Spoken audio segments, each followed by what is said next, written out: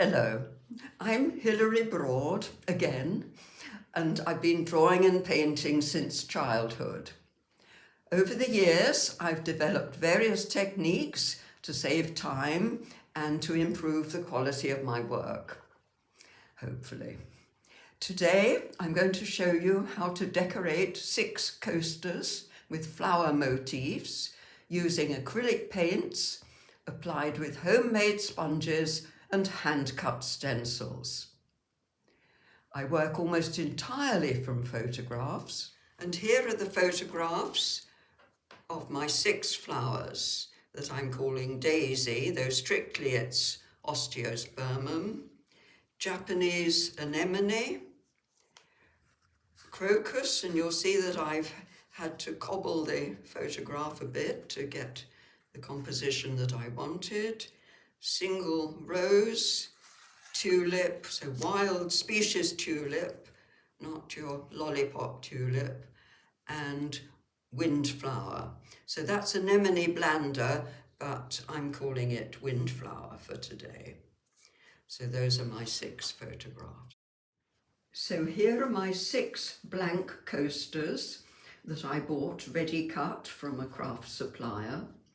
And I shall start by applying an undercoat in white acrylic paint. Using a piece of kitchen sponge stuffed into a small glass bottle. So I get some paint on the sponge, then dab onto my coaster. And I should really have dabbed on the wet palette first, just to check the amount of paint on my sponge, but I bypassed that stage. So I try to get an even coat, much as you would decorate the wall of your sitting room, only you would be using a sponge roller, but the same principles.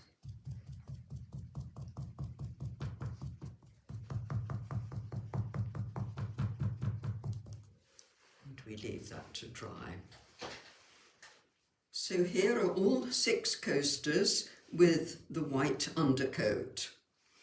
Next, I shall paint a background for each, and I shall use shades of green for 3 of them, and shades of maroon for another 3.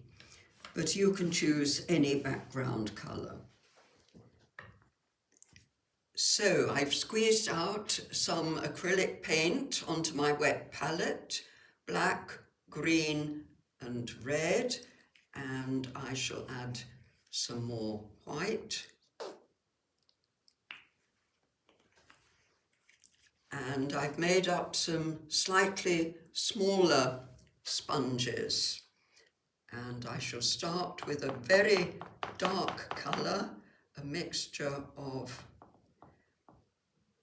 black and green, which I shall apply in the centre of my coaster, and in this circular motion, gradually moving to the outside. And then I shall add some white and a little more green, because I want the background to get paler towards the boundary, the border. And we're merging those colours, and they will look a little bit like distant foliage, out of focus flowers. And remember, this is only the background. But you'll see later why I do like a dark background to start with. And if you look at the flowers in your garden, you'll notice that they have a dark background foliage and soil and so on.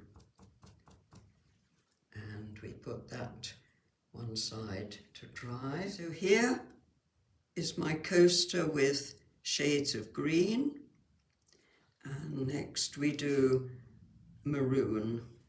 And here is my coaster with a maroon background.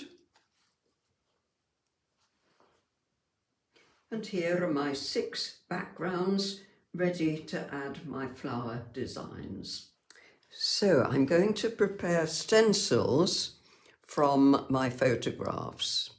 I'm starting with the tulip because it's the simplest of the designs, and I'm using tracing paper, so partly tracing but also sketching, copying and working freehand.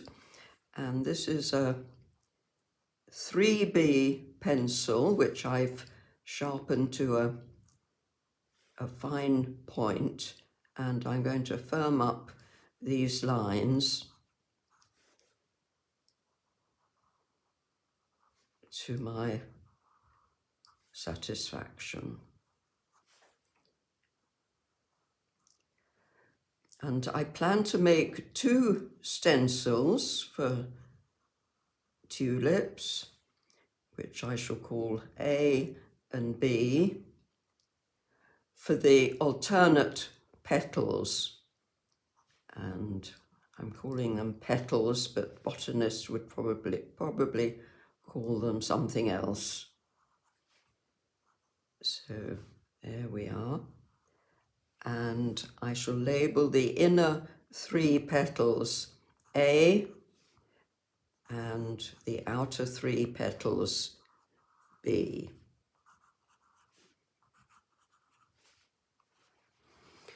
So next I trace petals A onto clear acetate, which I've marked with a square to keep things in register. And I'm using a good quality black felt tip pen, and I shall go over those lines from my tracing. And I like to get a little bit of character in the petal there, and I will have to turn my work round because it's much easier to get a curve using your arm as the radius. And that's what I call a little swan's neck there. So we're going to label the acetate A. We don't need to label the petals. And there are petals B on another piece of acetate. And there may be a stamen stencil that I shall prepare later. Now to cut the stencils, using a sharp scalpel with a new blade and a firm cutting mat. And sometimes it helps to move the stencil as well as the blade to get the curve that you want.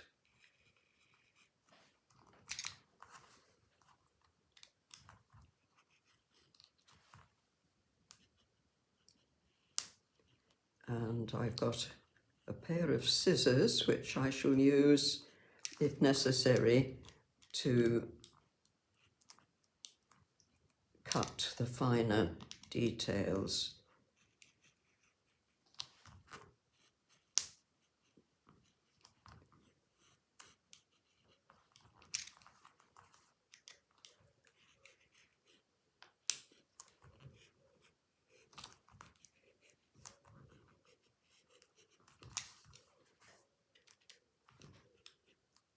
And if you're wondering, I haven't yet needed to use the elastoplast, but it's always standing by.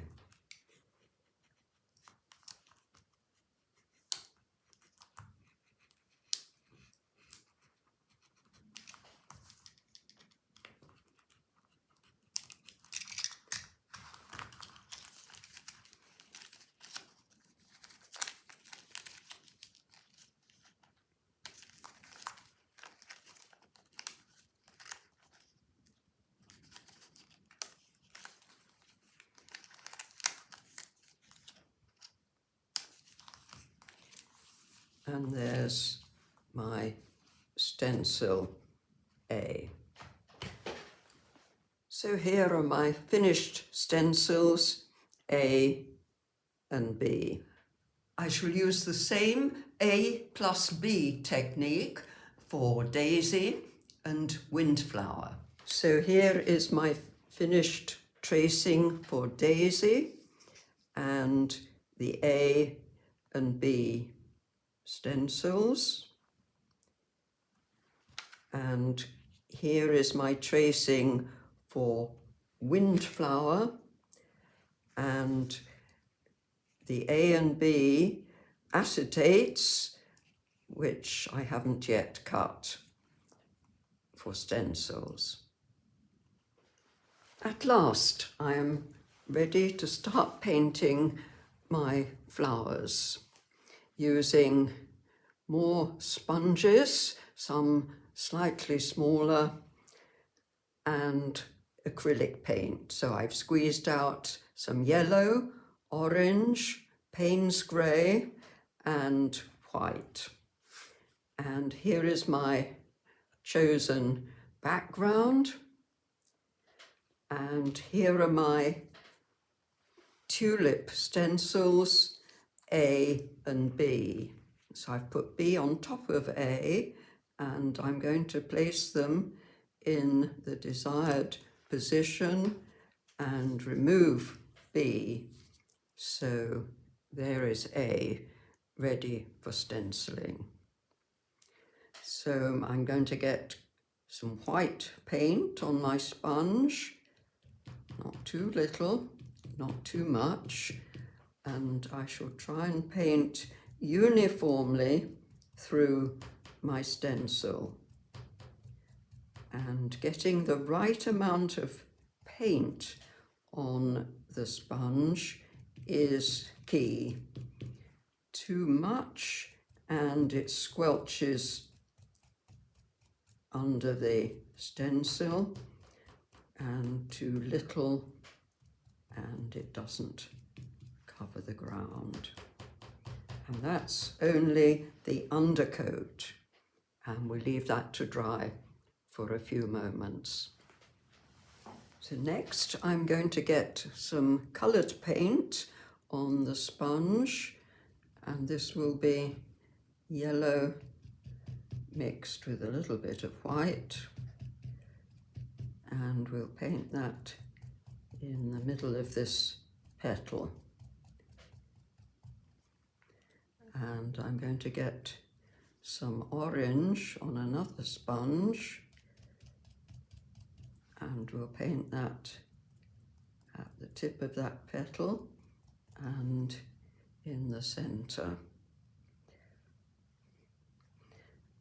And we'll go back to sponge number 1 to merge those colours, and a little bit of white in the middle. And next we'll do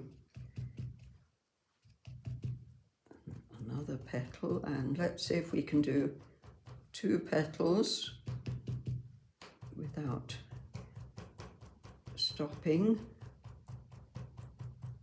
But generally better to work while the paint is still wet to get your blending.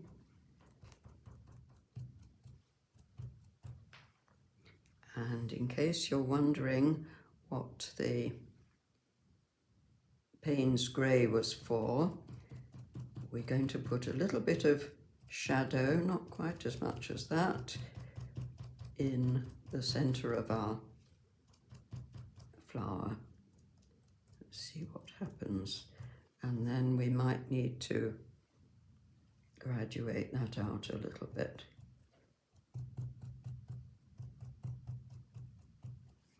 So we leave it there and let's see what we've done. So remove the stencil, and there are our A petals. So now that the paint is dry for petals A, we're ready to add petals B. And we position the stencil as needed and secure it with blue tack. And as before, I shall start with an undercoat. So that's white acrylic paint.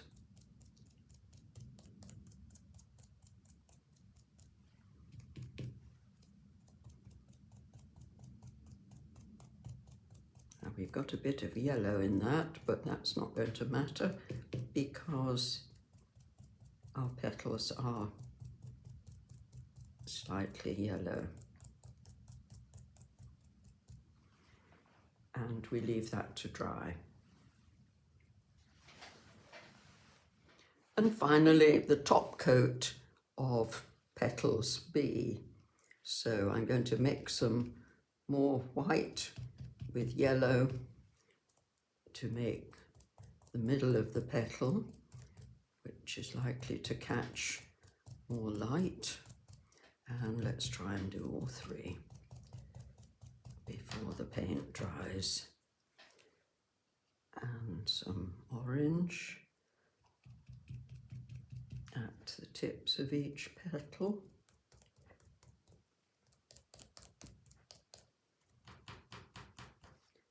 A bit in the centre.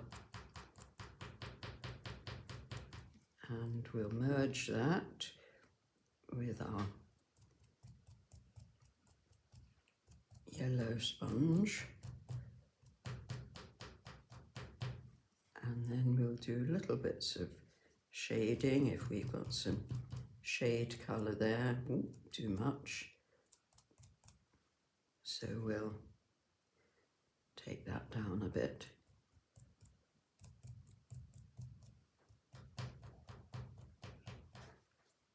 And let's see how we're getting on.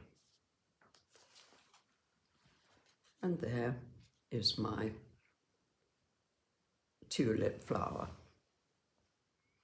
So that's my tulip, and here are the other flowers painted with A and B stencils. So daisy and windflower. For the remaining 3 flowers, I shall create single stencils. So now with Japanese anemone, as before, I generate a design on tracing paper, and then I shall go over the pencil with a black pen, and finally I shall trace that onto acetate. So here is my acetate,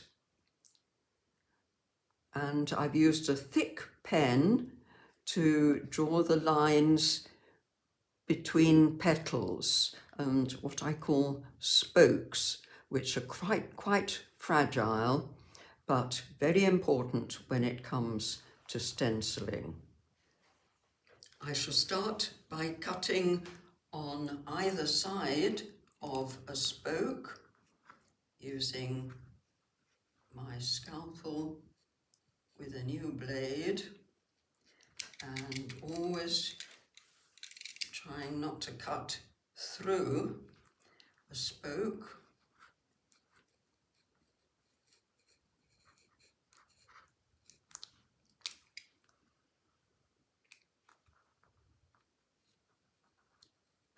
giving each petal that curve.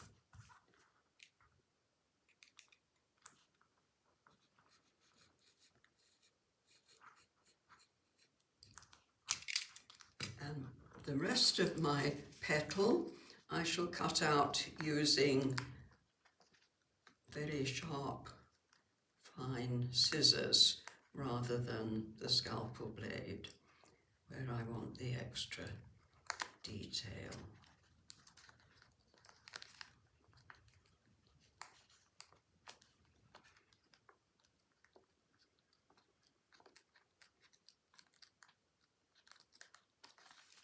And then I shall cut across the bottom of that petal. And there we are, number 1 petal. And here's the finished stencil with all spokes intact. And here are my single stencils for rose and crocus, and again all spokes intact. So here is my background for Japanese anemone, and here is my stencil, my single stencil that I'm going to secure with tiny blobs of blue tack. I've squeezed out small quantities of acrylic paint in red, Payne's grey and white, and I've got some smaller sponges ready. As usual, I start with a white undercoat, but this time probably not painting uniformly, but rather leaving some background colour showing through where I know there are going to be shadows. This petal is in full light, so I'm painting that all over white, but this one is in the light on one side, but shaded by the other petal. So this is slightly more advanced from painting all over with the white. This one is in full light, so that this one again in the shadow. This one in full light.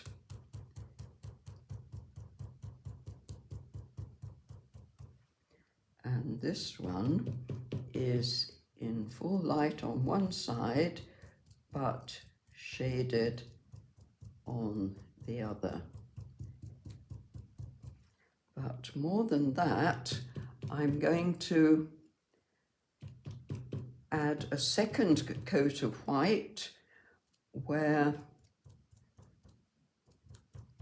a petal is in full light.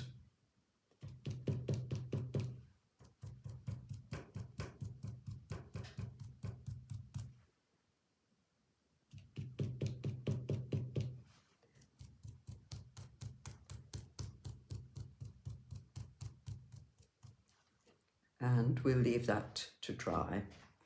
So the white is now dry.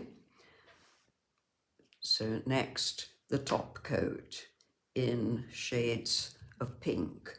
So I need to mix my red with plenty of white, remembering again that acrylic paint tends to dry darker.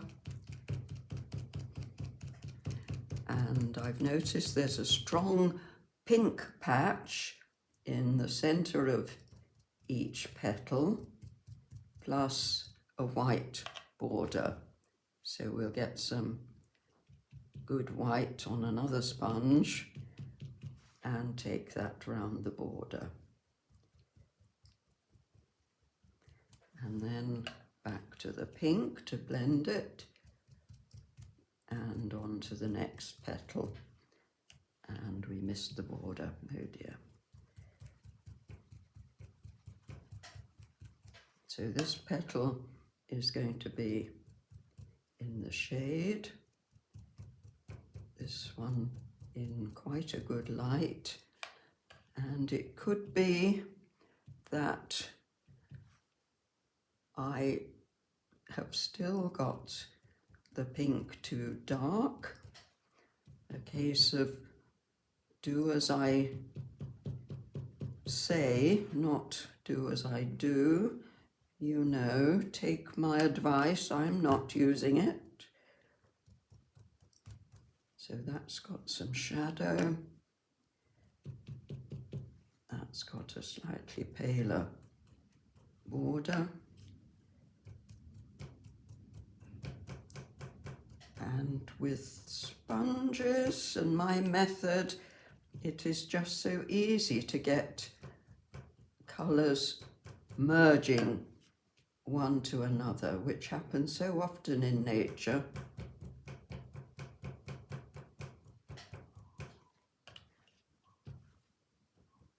And which I like.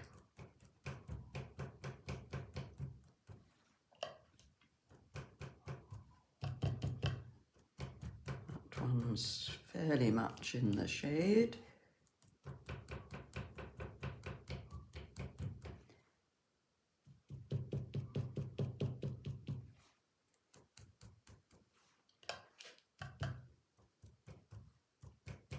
And this one in full sunlight. And I've noticed there's quite a dark patch in the centre of the flower, and that's where we're going to use the Payne's grey to make a shadow colour, and I think we're going to have to put some white with it. And we'll apply that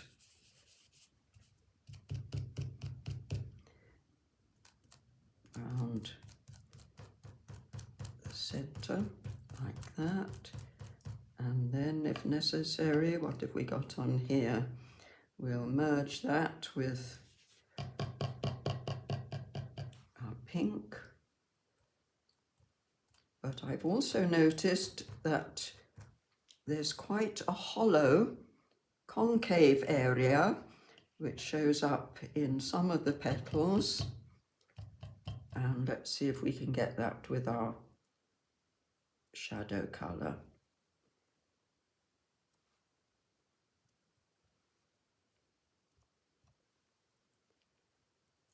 So let's see how we're getting on.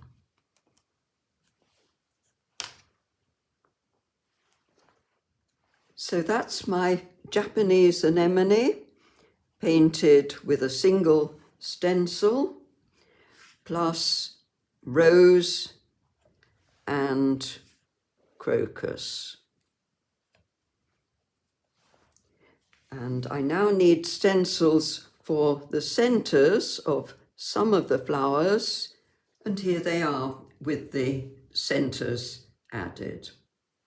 And here are my finished coasters, which I've tweaked, enhanced with coloured pencils and paint pens.